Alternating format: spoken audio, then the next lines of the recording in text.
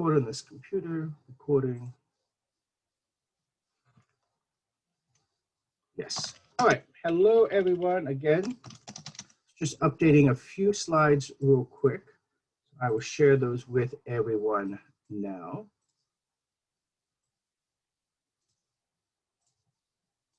Hope everyone is well and we are all seeing my screen. Is that correct? Good. Okay. I always wonder, but I'm glad we are in our right place. Noting just over a year ago, all this crazy stuff with the pandemic happened and we weren't meeting all the time, but it's been really nice that even though we're doing it virtually, we're having the ability to meet and share what we've been seeing and still having adventures as the year has progressed. So let's talk a little bit about what we're going to do tonight. I don't know if there's any new people, but if they are, can you let us know so we can give you a nice Hampton Roads Bird Club welcome? Or if you are new and you're shy, welcome to the club, and we appreciate you joining us. I know there's been some few members over the last few weeks, and hopefully you've gotten all the email invitations to join us on our meetings each month. We'll talk about bird sightings in just a moment, quick identification challenge to get us in the mood, and then talk about some other items for this couple of days. So apparently I lost my slide for the bird sighting, so we'll use this slide. So what have people been seeing? What have people been seeing? We had a hungry Cooper's hawk try to get a dove. We don't know, but there seemed to have been a funeral service the next day when the whole family of doves came in. Poor little dove. I saw a ruby-throated hummingbird, and the sun was hitting it just right. It must have been a male. It was so bright, it almost hurt my eyes. It was amazing. Oh, that's awesome.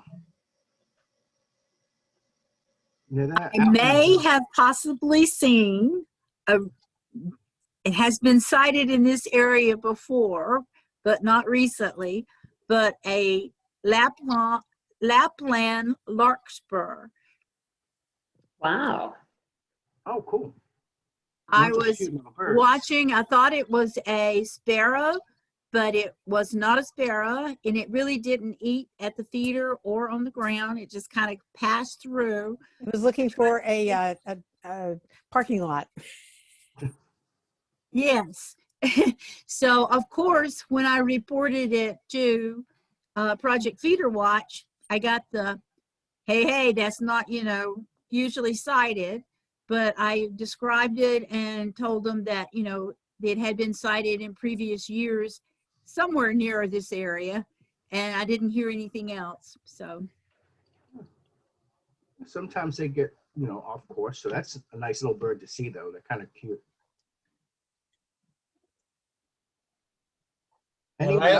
Last meeting we had, I had some bluebird eggs, and now I've got 5 babies that are probably going to fledge next week. Aww. They're getting pretty full in that box with 5 of them in there. Yeah, well, that's awesome. I run the Precocian Learning Garden Bluebird Trail, and when we checked the boxes on Monday, which is when we do it, in one of the boxes was a nest of a brown-headed nuthatch. So that is wonderful for that, because 2 years ago we had actually 2 families of brown-headed nuthatches, but the last 2 years we haven't. So this is a good thing. Oh, cool. This is Angie. The first Martin Scout came in March 30th. I haven't seen any since, but that's a good sign for me. I still have ruddies on the Warwick River, about 20. There have been about 100, so I think some have left.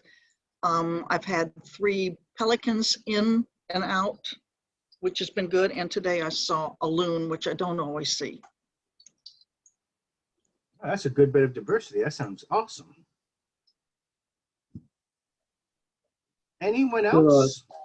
yeah, Sean, I'm going to just pass on a report I got from Cornell. This isn't a personal sighting, but Cornell announced that according to the Fish and Wildlife Service, they did a population estimate in March, and they estimate that there are 316,000 bald eagles in the lower 48. Wow. It was a four-fold increase from 2009. Oh, that's awesome. Really great. Yeah, I have a friend who lives up in Gloucester and invited us up because we got vaccines and stuff and took Henry. They live on the water, and there was a whole bunch of osprey that are just evenly spaced between people's property. And then all of a sudden, 4 of the pairs took off. So like 8 birds just start flying across the river, but there was a bald eagle who was coming over that I hadn't noticed. And they all chased that eagle completely out of the place. So I know they don't get along, but it was such like one of those displays like, hey, you're not supposed to be here. But then all these ospreys taking off and chasing that poor little eagle who was just trying to fly around. Was kind of an awesome sight. Hey, Sean, this is Dave. Last week I had an ovenbird land on my back deck. Stuck around for an hour or so and then left. And then today at Craney, we had 5 black-necked stilts, so they're in. Oh, that's really nice. Ovenbirds are a really cute one too. You're all seeing some really nice stuff. Always making me jealous, so good job. Anyone else?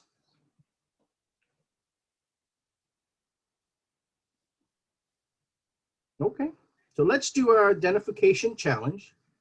These are some things a little bit distant from here, but I thought I would change it up a little bit. I gave you songs last time, so now we're doing stuff a little bit of field, just to keep us always learning, thinking, and considering.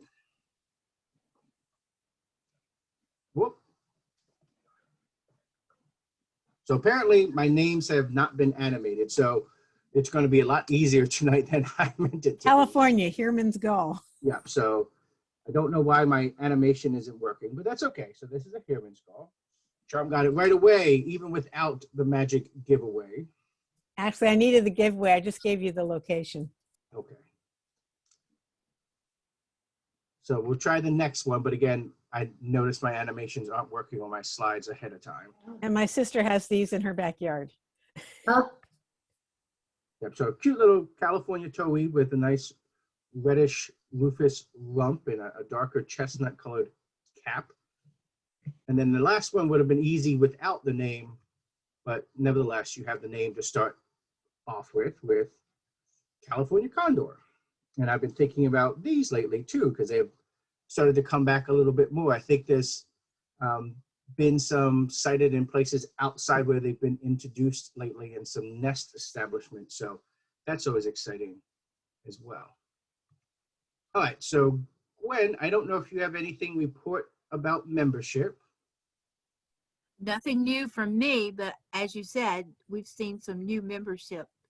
Probably John has more information than I do. Okay, just great. We're still connecting with people. Tom, anything you wish to say regarding the newsletter? Oh, well, we'll have a newsletter coming out on the 1st of May or right about that. And if people could submit materials on, field trips, possible circumstances for picnic plans and so forth, written material, it's best if I get it by the 20th of this month. Thank you. Okay, great. Mike, anything about publicity, Facebook? Not so much. I would just say that it's not too late to submit images for this month's photo contest. We've got a couple more days left. We've got a few images looking really great. So bring them on in, send them on over. Great, yes. Especially since there's so much going on now, we should have a potential for some diversity. And I don't. Were the winners from last month announced? I don't, so normally that's in the newsletter. And I just don't remember what cycle we're on because we announced the bi-monthly winners, so. We had the winners from I think yeah, we had the March not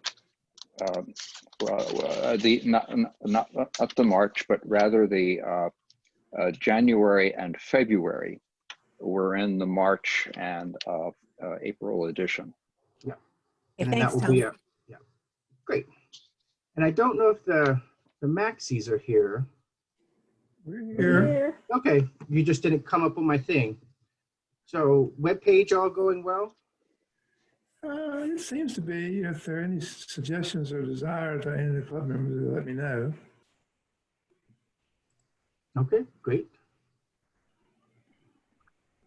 All right, so let's now talk about elections. So, hold on. Let's try that again. Okay. So we have a few places that need to have persons potentially fill them, and I haven't heard anyone speak up because I've talked to a few people about those certain positions. Mary and Cindy have agreed to co-chair the committee for nominations and also counting votes. And so what will occur is, I'm assuming everyone now things might have changed a little bit about when people want to move around or maybe not do anything again. I've sent out a recent email that's a little bit late in case some people on the current board haven't gotten back to me. But we can let Mary and Cindy, I'm going to send an email out with their emails. And so you can contact them if you wish to nominate someone, if you wish to self-nominate someone.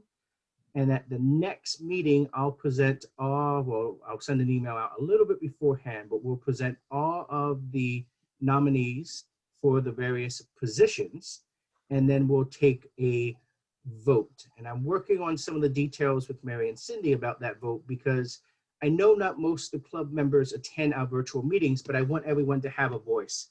So there'll either be a mail-in, email-like ballot, or maybe even a little poll from Google Forms like we do to vote for the contest winners for the photographs. That way a larger subset of the club has a voice in selecting the board members. But we will need a vice president because Pete says he's sick of me. No, Pete's traveling a lot next year, so he's going to pass on, continue as vice president currently. And we also need a board member to serve for the next 3 years as Brian's term ended this June. So if you wish to do that. Field trip coordinators, I don't know why I deleted, those are still there. I haven't heard back from our current wonderful field trip coordinators who have done an excellent job keeping track of everything, especially in this time of COVID. So they haven't noted that there's any problem. So Harry will continue with that as well. So if you wish to run for something, let me know. We're in red or positions we need. Everyone else has not expressed a desire to not continue on. And then Mary and Cindy will help collect those nominations as well as collect the vote. And we will have that announcement in May. And then typically those new officers are going to be installed in June related to our get together, which will be a smaller gathering potentially this June. Okay. In the field, I know April 17th is the field trip. Is Harry here to talk about the field trip?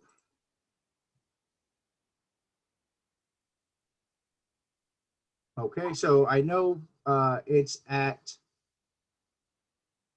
Big Dismal Swamp, and people are meeting at the end of Washington Ditch around 8 a.m.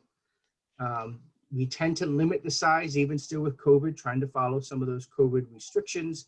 So do contact if you wish to be put on that list. Although it's a big open area, we might see people that just happen to be there anyway birding. It should be a really nice time to be out in the field. So hopefully we get to see some people then. Hey, Sean. Yes. I believe the field trip is the 10th, Okay. this Saturday. Meeting at 7:30 at Jericho Ditch. Okay. Hey, Dave, it's Phil, because Harry's email said the 17th. Okay, I'll check Yeah. I'll check the email and make sure, but I had it Yeah, down for usually the it 10th, is. but Yeah, usually it is after the meeting week, but this one is later, I guess. Yeah, I was just looking what was on the web page.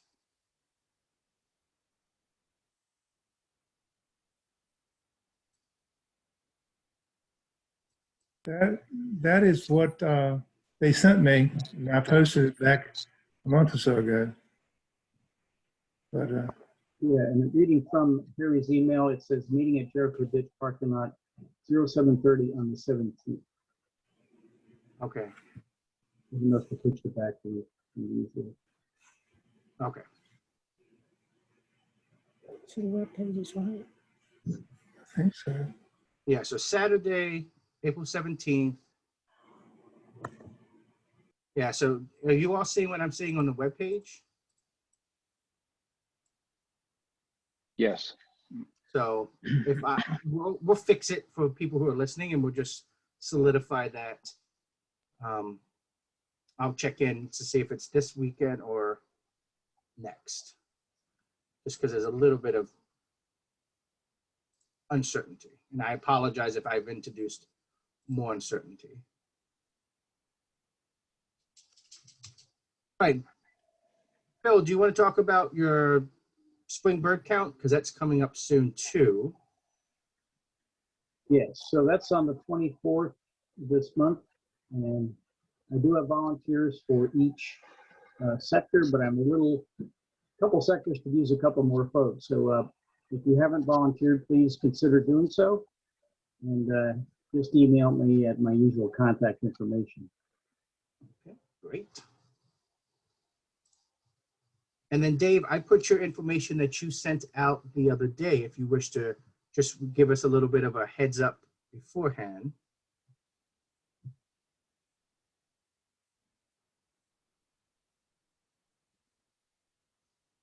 If not, Dave's planning to encourage us all to do another big day like we did last fall, which will be May 15th. And anywhere in Virginia is fair game.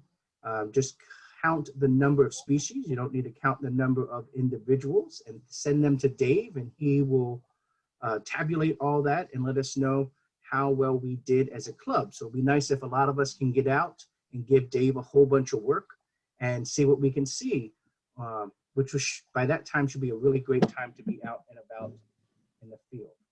Dave, is there anything you want to add? sorry, I was offline for a second. No, that's good. Just like we did in the fall, and so anywhere in the state of Virginia, or just give me the list. You can send it by a Word document or email, or send me your eBird list, however you want to get it to me, and then I'll bring it back to the club with all the particulars. Okay, great. All right. Anything left to be in new business, open discussion that we haven't covered? I know we were pretty efficient tonight, so.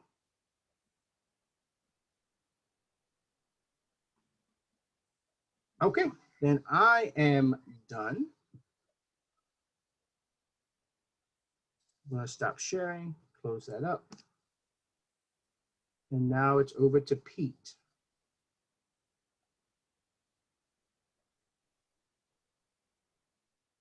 Okay, I'm bringing my screen up.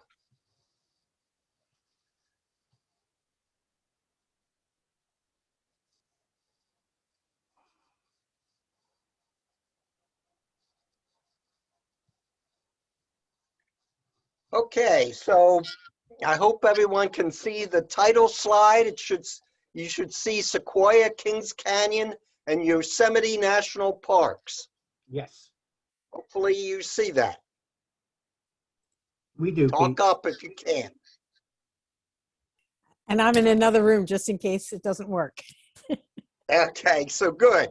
So the subtitle there says Birds, Rocks, Trees, and Water plus San Diego Birding. And the dates there, as you can see, this is last year during the COVID problem, as well as the fires. So we're going to talk about all that as we go through this briefing. So the location of the national parks are here. You can see that at the bottom is Sequoia National Park, then right in the middle is Kings Canyon, and then up north is Yosemite. So these are the three parks that we went to visit. The itinerary, we flew out to San Diego and visited Charm's sister, Bonnie. And then we all got in Bonnie's car. Bonnie drove and traveled up to Sequoia National Park and stayed at Wusachi Lodge on October 4th. And each of the places that we visited, we spent 3 nights at the particular park. So therefore, October 7th, we went to Kings Canyon and we stayed at John Muir Lodge. And I think everyone knows who John Muir was. And then we traveled on October 10th to Yosemite, and we stayed right outside the national park in a commercial lodge called Tenaya. And then we returned to San Diego on October 13th and flew back here on October 17th. So the bottom line up front, the wildfires that we saw, the results of them, are truly devastating to the environment and to the citizens that live through them. And what we see is that forest management has to put more effort into putting in controlled burns into their management of the forest. We know that giant sequoias require fire. Their small pine cones will not open up unless they are subjected to fire. But the massive fires are contributing to their death. And I say this because of the air quality is really causing issues. It's weakening them. And the other aspect is with these massive fires, they are getting up into the crown, and the sequoias cannot withstand a crown fire. So because of the fires and COVID-19, there were very few visitors. When we hiked in Sequoia or Kings Canyon, we rarely saw anybody else. So we were there looking at the trees basically by ourselves. So this is Wusachi Lodge. It's actually 4 buildings. There's a building that you check in at, has a gift shop, it has the restaurant, And then there are 3 places where you can lodge. And each of these buildings are 3 stories. There's a basement level, a first floor, and then a second floor.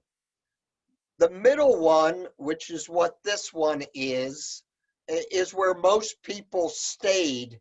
The one just to the right, there were a few people at the end of our stay that were there, but nobody stayed in the one further north. And that's this direction. You can see us walking to where we entered the lodge up here. In the national parks, there was no indoor dining. So at both Wasatch and John Muir, we ordered our meals at the window and collected them.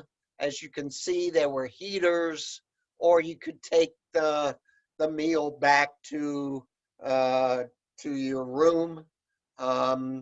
Everybody was social distanced, and there weren't a lot of people anyway. And the food was wonderful, so that didn't cause any issues.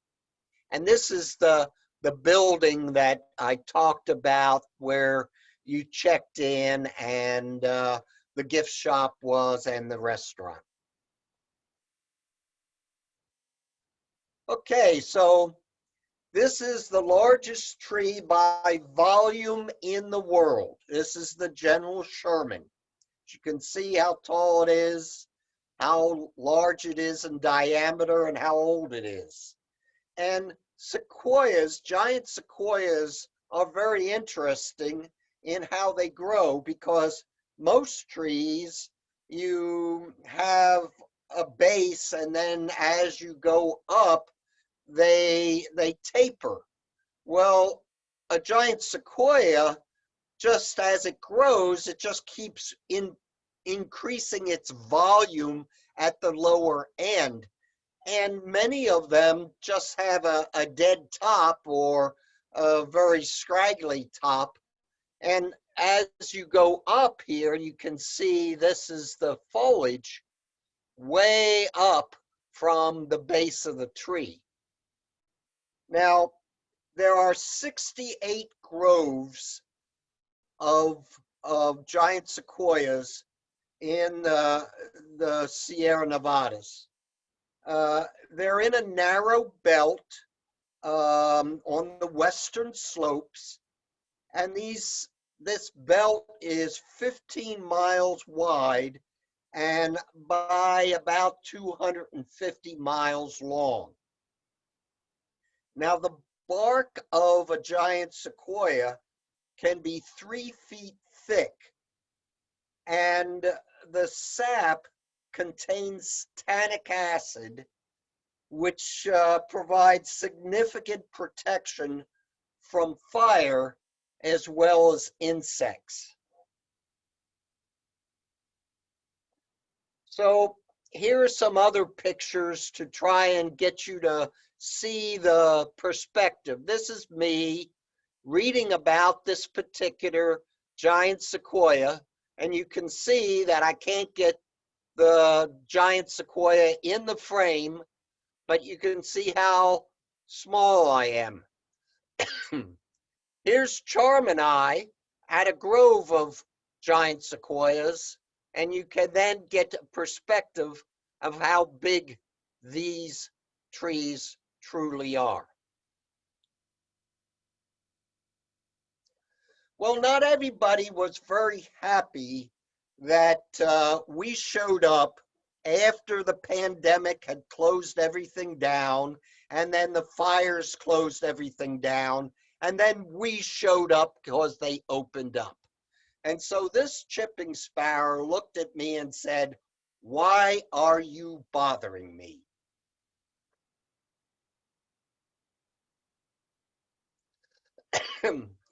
The chipmunk was much more friendlier. he was looking for food, and a very pretty chipmunk. They were lots of places wherever we want. They're called lodgepole chipmunks, and he was just outside our door. The other bird or person or animal that we saw lots of are Steller's jays. They're a beautiful bird, very noisy, and always looking for food. And this guy was said hello to us as we were hiking the trails in Sequoia. This is a mountain chickadee. He has a white band above the eye band, the black eye band that goes through his eyes, and between that and his black cap. So that's how you can tell. He's the only chickadee that has that white eye brow. And so he was very prevalent in the Sierra Nevadas. This, of course, you are very familiar with since we had a good eruption this year, red-breasted nuthatches, and this guy was on a lodgepole pine.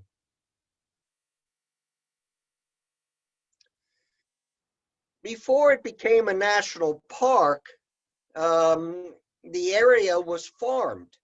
And so there was a sequoia that was downed. And so Tharp, that's the guy's name, used the log, hollowed it out, built a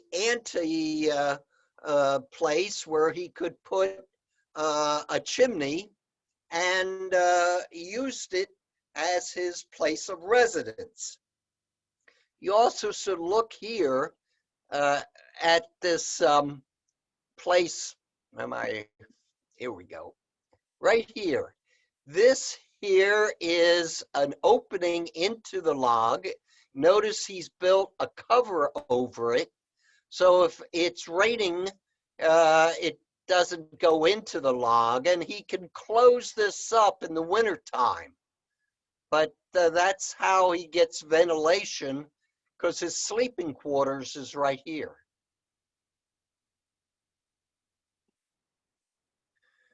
Now, ruby-crowned kinglets we only see here in the wintertime, but in the Sierra Nevadas, they're there all year round. So this guy was here looking at us. Hairy woodpeckers, definitely we see them here. They are there as well. This guy you won't see around here. This is a western meadowlark. There's some subtle differences between an eastern, but the main thing is they don't have easterns in California. And yes, looking at the subtle differences, he's definitely a western meadowlark. This is an Oregon subspecies of the dark-eyed junco, and he was pretty prevalent around the Sierra Nevadas on the trips that we took on the trails. So then we went up to John Muir Lodge at Kings Canyon, and this is the lobby. As you can see, it's teeming with people visiting. And so we went up to the top of the mountain behind the lodge to look for some rosy finches that were supposed to be there. We didn't find them, but I want you to look at this picture. Yes, that's Bonnie and me, but look at the sky. See all the smoke that is in the sky. If you look down from our area down into the valley, you couldn't see anything. It was all smoke.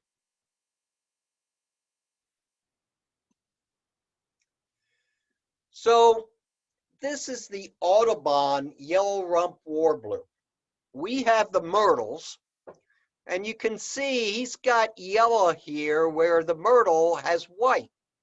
So he's definitely an Audubon, and this was on a trail that we took in Kings Canyon, and we didn't see anyone else there. And these are western bluebirds. Now you can tell the difference. This is the male, and first of all, he's got kind of rufous on his back, and underneath his chin, where our eastern is kind of rufous up there, he's got blue. This is the female. Again, look under her chin, and it's blue where the eastern is white. So again, these are western bluebirds, very similar to eastern, but there are definitely differences. Okay, these are woodpeckers that we don't get around here. These are white-headed woodpeckers. And this is the female. And the next slide shows the male, and there's the difference. The male has that red patch here.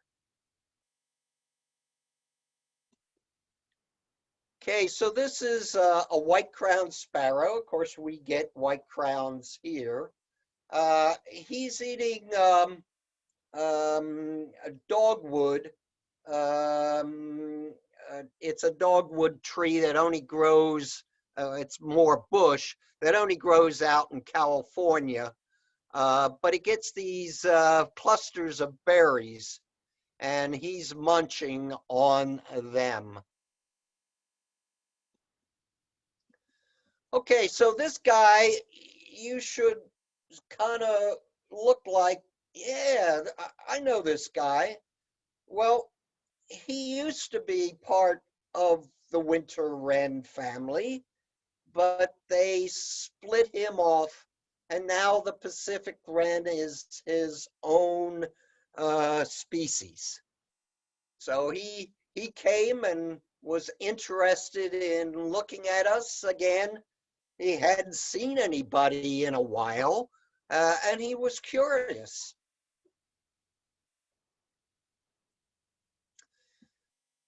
Well, I had to send this picture to Jerry Villa.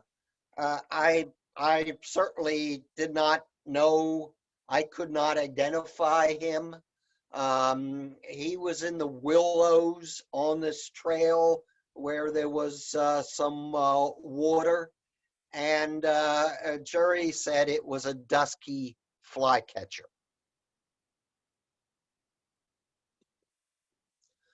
Okay, so that was around the lodge of John Muir Lodge, the grove of giant sequoias.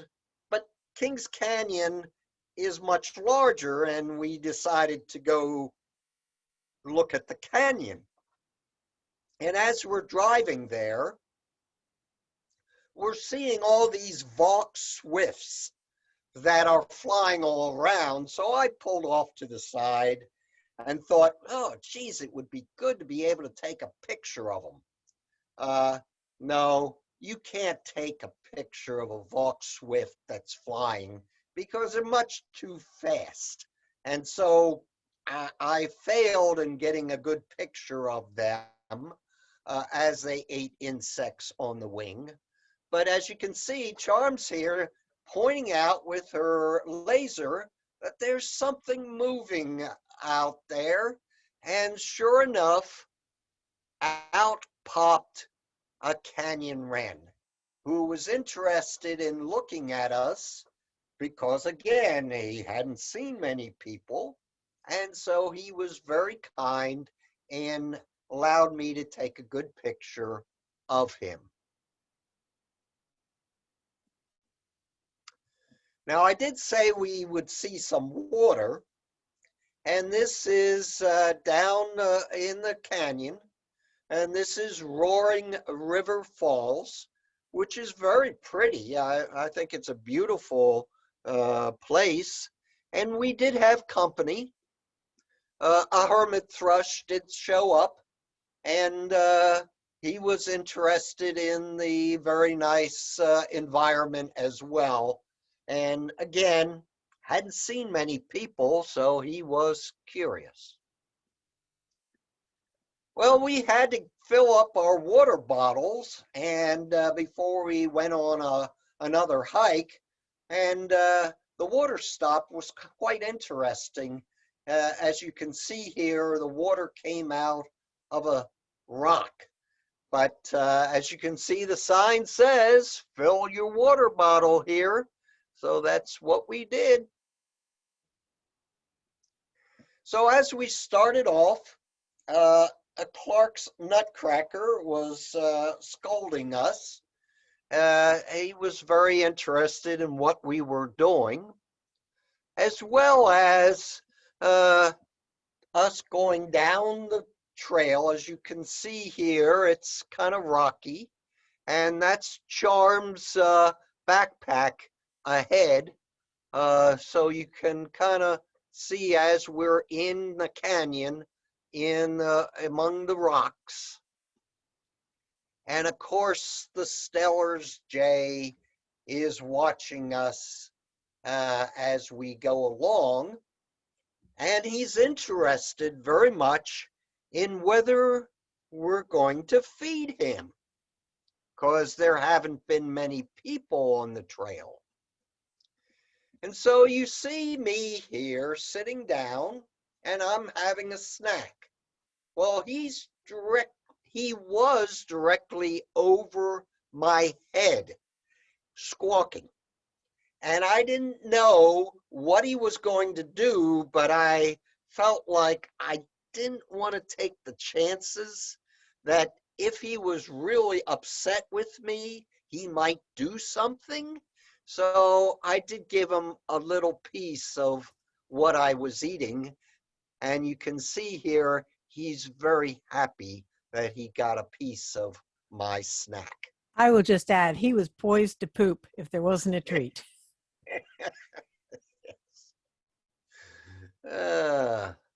Okay, so as we walked on the trail, there was an acorn woodpecker doing what he does best, which is pick up acorns, and he is headed towards a little spot in the dead tree, the little cavity that he will stick that acorn in. And this was in a burn area as well. Yes. We saw this American Dipper in several places, but I'd taken several pictures of him, but I thought this was the best picture because he actually came out in another area further downstream where he was actually on top of the rock, not in the water, posing. And to me, it was just a perfect picture. This is definitely his rock, as you can see his remains here. So he was there, and I was able, luckily, to take a picture of the American Dipper out of the water.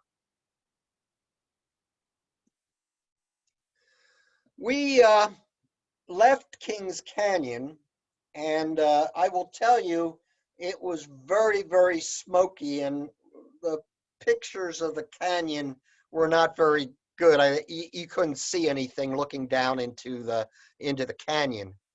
So we started heading towards Yosemite, and we made we missed a turn. The navigator missed the turn. We went through the creek fire destruction. We didn't intend to do this, but this kind of shows you the problems that people faced This is a complete destruction of a house and some outbuildings.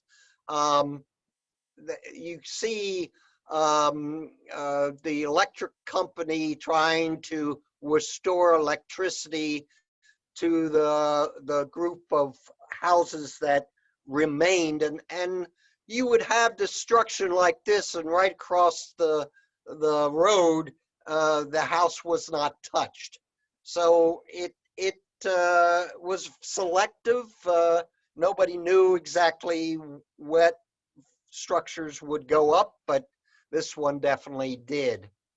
And this kind of shows you the landscape. This is, everything is burnt to a crisp.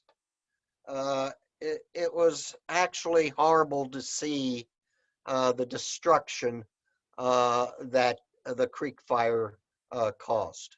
And there were homeowners walking around with their cell phones, trying to make contact with people.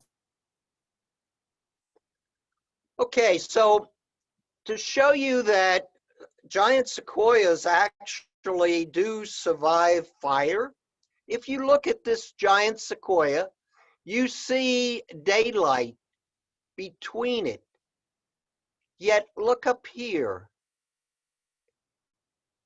This tree is still alive, even though it has a burnt through the whole bark. It is still alive.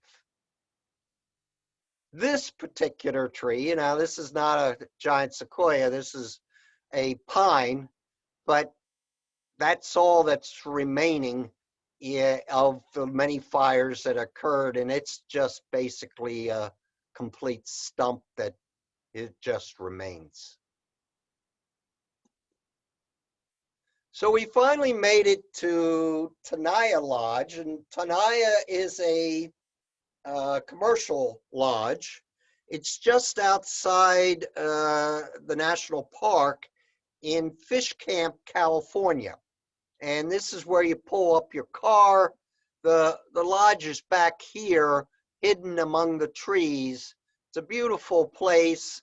And here we were allowed to dine inside, completely social distanced and wearing masks, but it was nice to dine inside.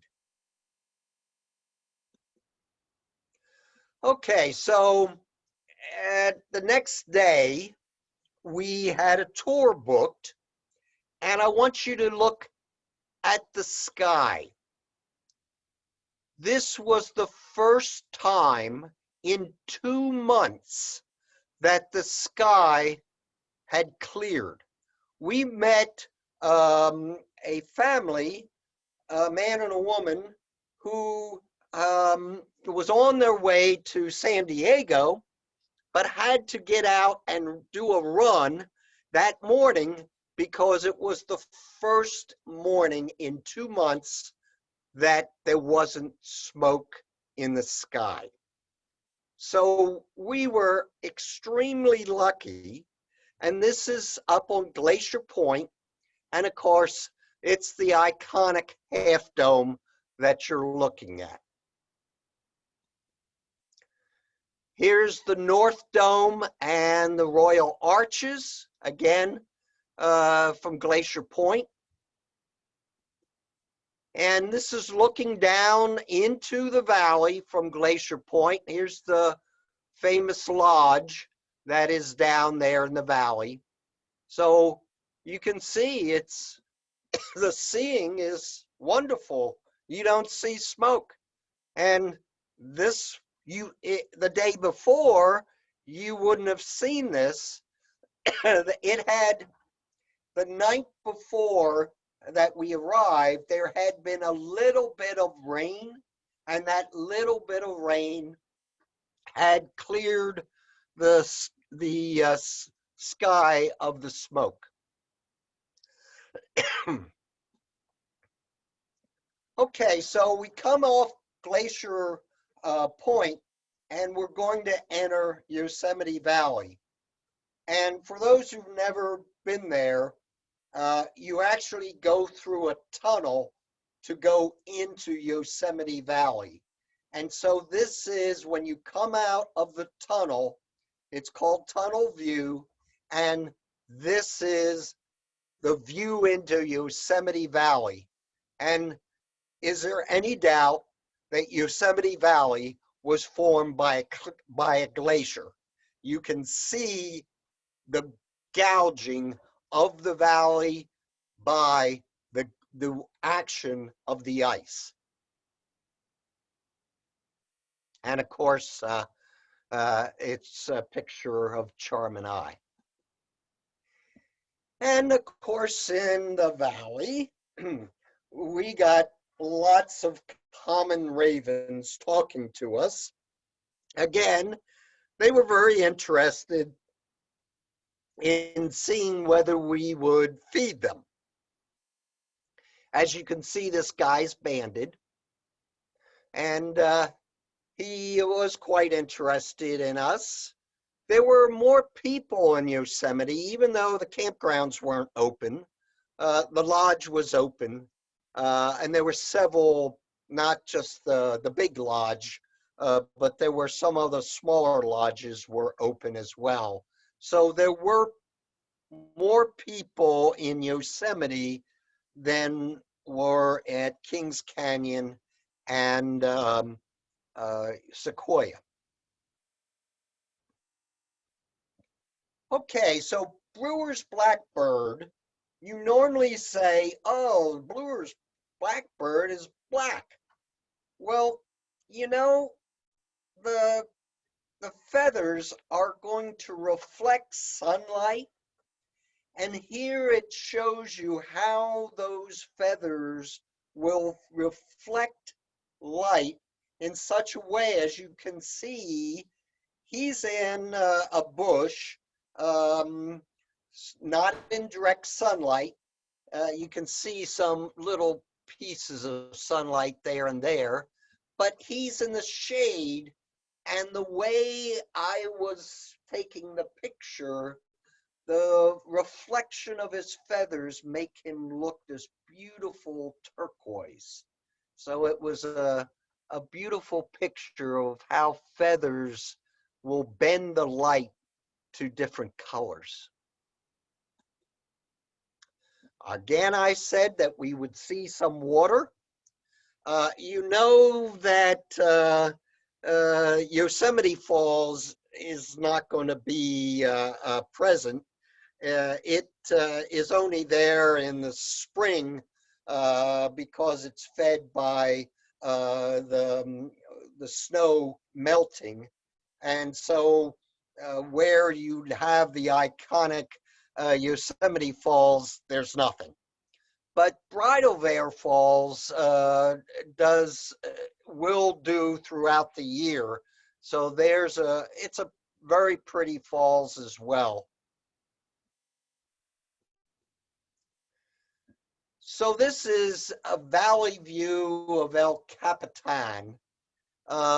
We actually had wood ducks here. They were back down in here, which surprised me. I didn't know that. And this is El Capitan.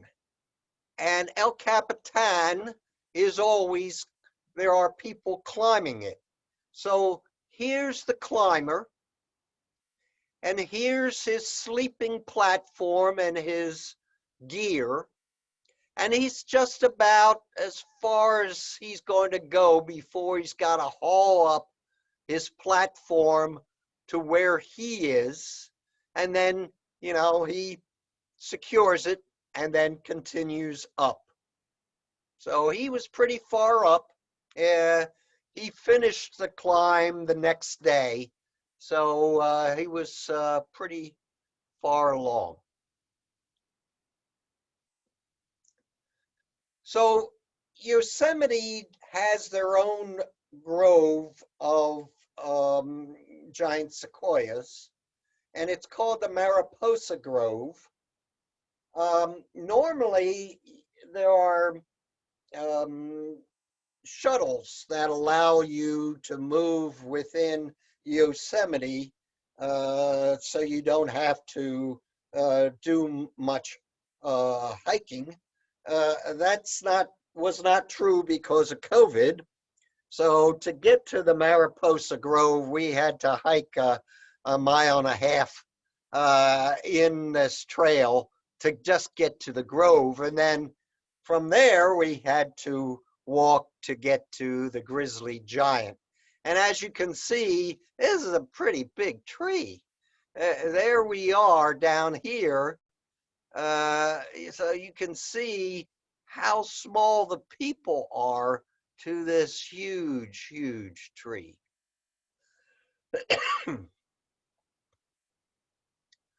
So we came back to San Diego and we birded. And much of the birding we did was in Bonnie's backyard. And at this time of year, there were actually more Allen hummingbirds than I had seen ever before. So it was the time of year, the Allens were there, and so they're a very pretty hummingbird. And the other hummingbird is the Annas. This is usually the one that I see the most of when I go out there, but in this case, it was the Allens, but there were still Annas around. Lesser goldfinches, of course, they were around feeding on the Niger seed. And this is a black phoebe on a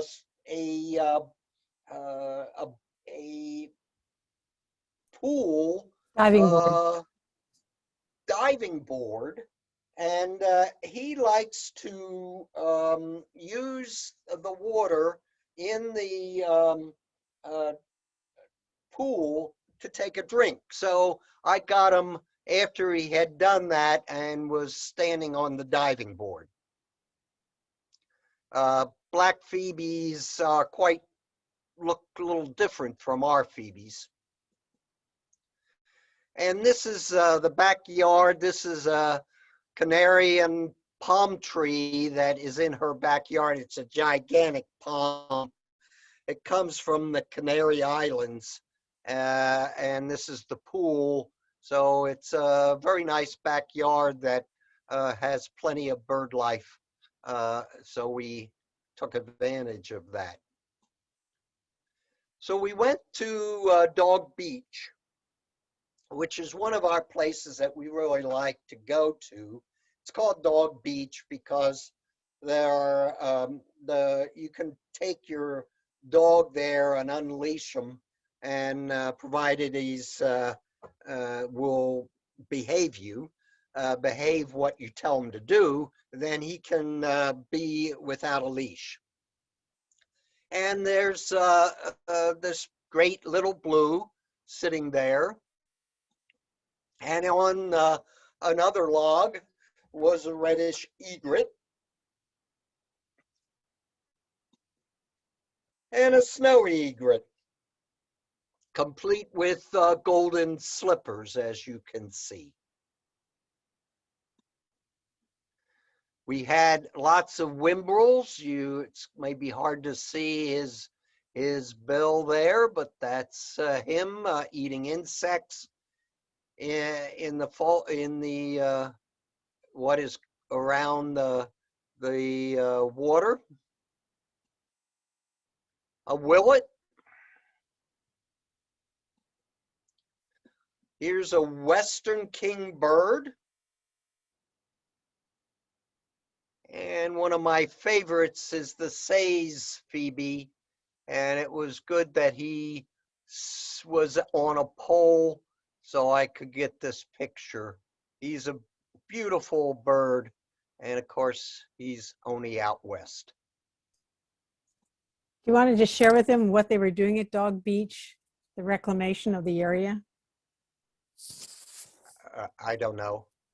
They turned it into a swamp area and they've put a lot of vegetation in. So now the dogs are not running as much where the shorebirds are. In the area it used to be, the dogs were everywhere, but now they pretty well flooded out this area, and it's really amazing.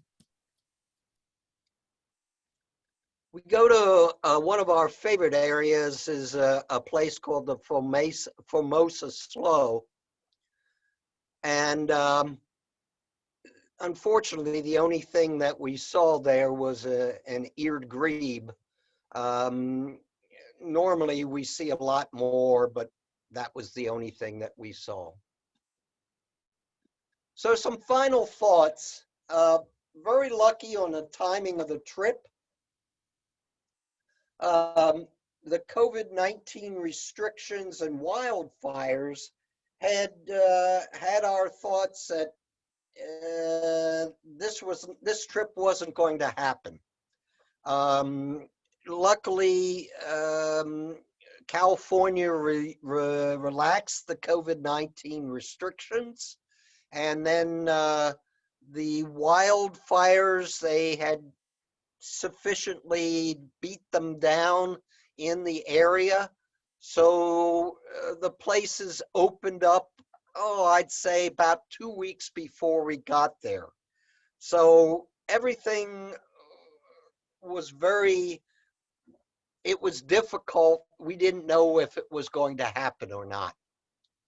So I would say the experience could not be repeated. The fact that there were very few people in these national parks, which are very, very popular with everyone, it was wonderful to hike and not have anybody else on the trail. As I mentioned, we feel that more effort needs to be put into prescribed controlled burns. We all know that our Native Americans used controlled burns all the time. It was part of their culture, and it really reduced the understory under the trees. And here, like in Piney Grove, the Nature Conservancy does a wonderful job of doing controlled burns for the longleaf pine and the red cockaded woodpeckers.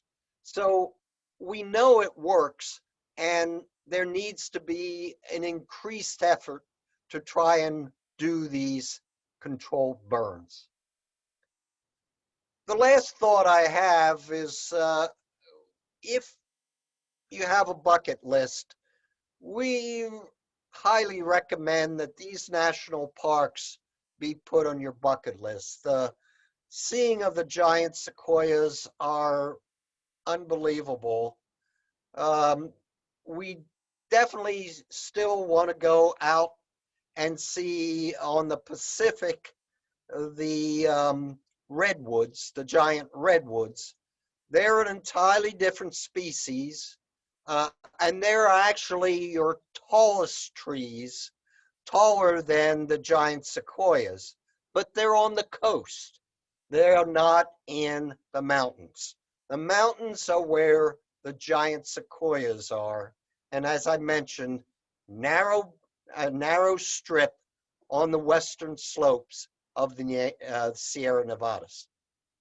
So with that, I'll stop sharing my screen, and I'm open to any questions that you have. Gosh, Thanks for this. Sorry. Also, my sister's on. You see Bonnie? Okay, I had a quick question. Were there any species that were not present that maybe had vacated because of the fires? No, I saw all the species that I expected to see. it didn't look to me like, even though there was quite a bit of burn, the fact is that birds are mobile and they're very smart, and they get out of the way of the fires. And there have been so many wildfires in California over the years that it seems like they have been able to survive. Sure, there are birds that get killed in the wildfires, but they seem to have adapted somewhat. And I didn't see anything that what I expected. I saw the species there. I didn't see anything that was not. Charm, you have anything to add to that? Yeah, before we went, a couple weeks before we went, because the fires and the smoke were so intense, they were talking about birds who were migrating, falling out of the skies dead. I don't know what Albani you saw or read locally, but I was wondering how much we would see, and I felt we saw more birds than I thought we would.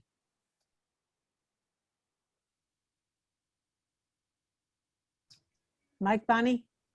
Yeah, I just unmuted. Hi, everybody. Welcome to our trip. And the Bullocks Orioles are now in my backyard, and that's one of them right there on the feeder. Charm and Pete are the ones that really know so much about birding. I'm a birder wannabe and kind of hang out with them on these trips. But what Pete's saying about the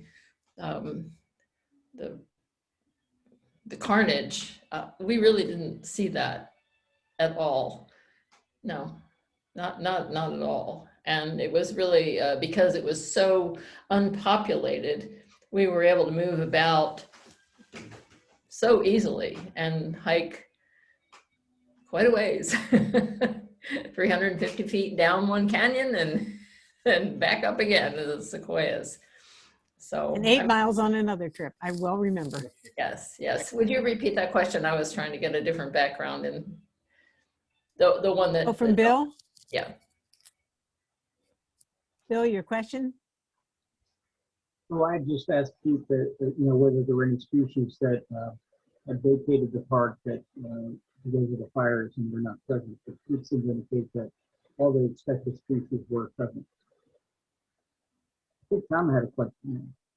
Yeah, I believe so. As far as I know, once again, Charm and Pete are really more, they really study when they go to these places. And I just kind of go and enjoy the hiking and everything and learning more and more about the birding.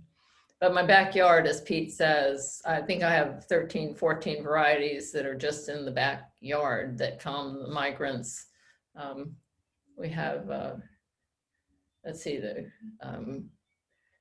Nuttall's, woodpecker, you don't see him very often, he's more down in the canyon. And then the spotted munia, which only comes periodically, and that's really fun to see in the backyard. They're sort of a little chestnut back with a mottled breast. But quite a variety. So it's wonderful when Pete comes and does his great photography. I got to see them on the presentation tonight, and I really. You have Bewicks as well. The Bewicks wren. We have a pair of Bewicks wrens. They're hysterical. I've given them 2 houses. One they did. One that's not really a birdhouse. It's more of a decorative item. They filled that, or the male filled that with nesting material, and I guess she didn't like it because they're not there. Then I bought another little house and I keep waiting for them. And then I hope that the bluebirds will come over across the street, but they haven't yet either, for another birdhouse down in the canyon. Yeah, okay. I can put my hummingbird up there. You're not familiar with the Berwick's wren. He looks like our Carolina wren, and he is just as noisy and annex with that, but it's a different species called the Berwick's wren.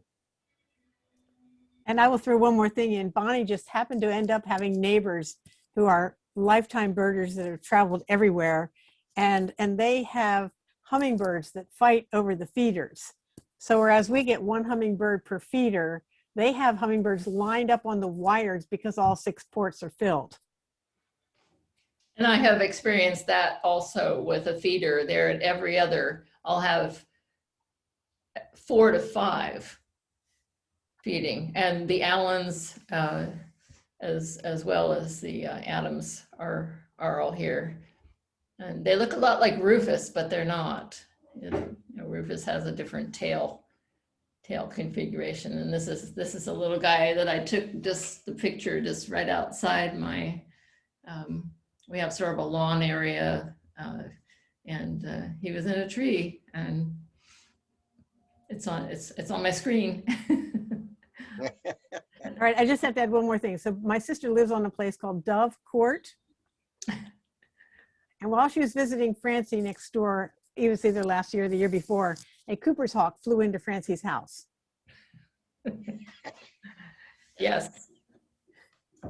So I asked Francie if she had a towel. It's the only thing I could think of. And after probably a fairly young, they have really amazing sonar to get between trees and bushes. And after he sort of hit, not the window, but kind of the wall and was quiet, I went over and put a towel over him or her,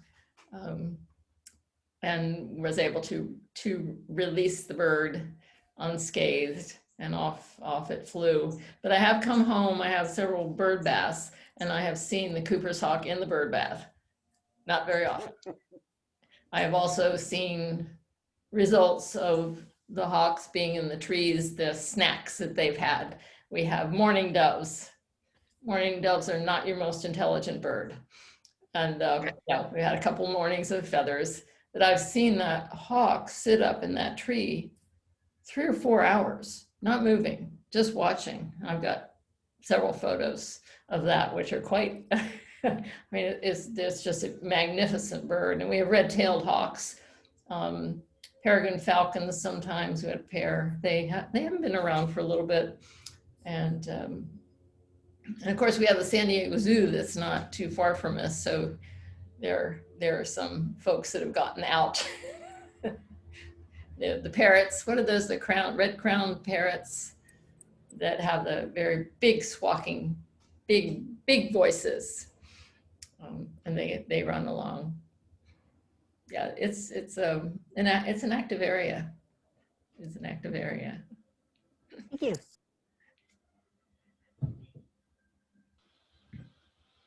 Pete, this is John Deere. Pardon me? Pete, great presentation. Really enjoyed it. I noticed that we have one of our newest member, Ruben Remus, is with us. Welcome, Ruben, to our club. Thank you. Can you hear me? Yes, we can hear you. Okay. I've been in a couple of outings for the club a couple of years ago.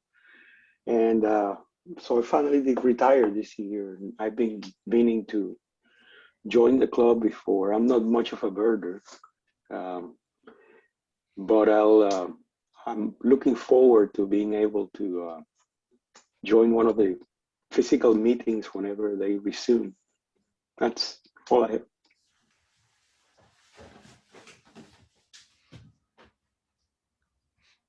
Why doesn't anybody put their pictures up, or very few? What's up? I do Zoom meetings all the time. What's up with this? I couldn't find my webcam, so I don't have video at this point. Okay, sorry, didn't mean to scold.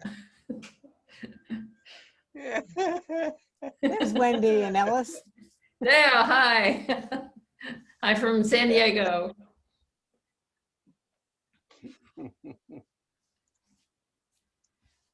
All right. Well, as I said, this is it's a great place to go visit.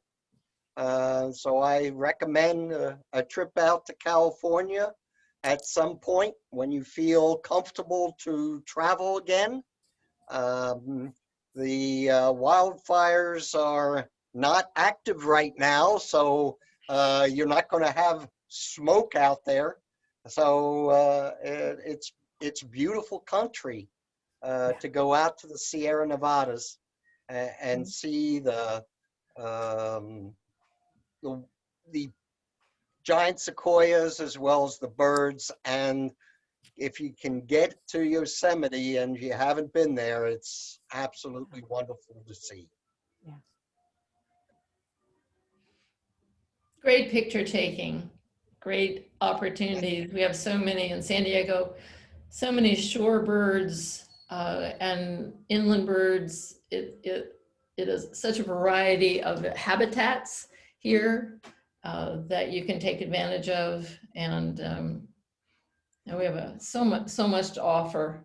And the San Diego Zoo, of course, is extraordinary. And the park down by Tijuana. Well, the Tijuana estuary is, but lots of shorebirds, as you can imagine. And when they were talking about Dog Beach, it's amazing how many species come in because it's an inlet and the tide up and down. And Pete got real excited a couple of years ago when he saw a little gull that was in amongst probably 500 birds, they're just enormous number, but Pete spotted that little gull and he was very happy about that. But lots of opportunities out here. And while we were at Dog Beach, there were a bunch of people with big cameras out in the field. I don't remember what it was they found, but it was a bird that they did not expect to see there. And all the local birders with their big cameras were there. Do you remember, either of you? Was it dusty flycatcher or something? It was something really weird. I can remember the incident, but I don't remember what the bird. Yeah, we missed it. Was sorry. Yeah, Ruben, you said you're not much of a birder. Well, I'm a wannabe, but it's wonderful the environments that you're in and exchanging with the people in the bird club. I think will be very valuable and interesting, and then you learn. You just learn. The more I think this is probably my 6th year, and we've been all through South America, and it's just been an extraordinary time to spend with my family, as well as learn so much. And of course, both Pete and Charm. Pete particularly likes to really dig in and learn about the species. That's why he's presenting. But it's a great experience being out in nature and seeing these species that are not in your backyard. I'm done. Thank you, sister. Thanks for sending me the link to the I hopped right on. There's another photo. I like to change my backgrounds. It's fun.